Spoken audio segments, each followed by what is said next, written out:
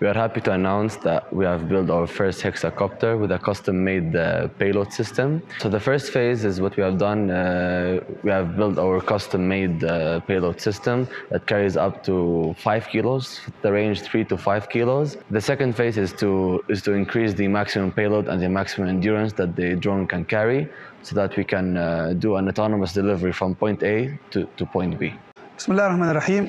Actually, in Prince Sultan University and in the Robotics and Internet of Things lab, we had the idea to build a drone for delivery within the PSU campus.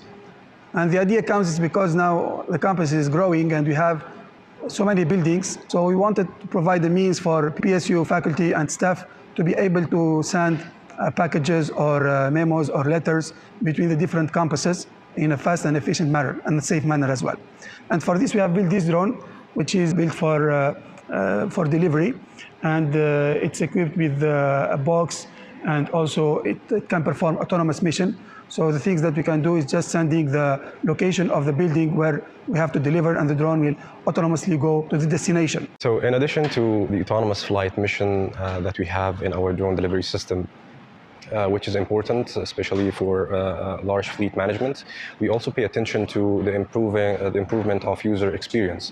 For example, we have added authorized payload delivery system in the smart payload system that we have, to allow only those who are authorized to pick up the payload through, for example, face detection using smart cameras or QR codes. One more important feature that we are adding into our system is obstacle or collision avoidance, which is very important, especially in cluttered urban environments. It is also important to pay attention to safety features. Those are not luxurious features anymore.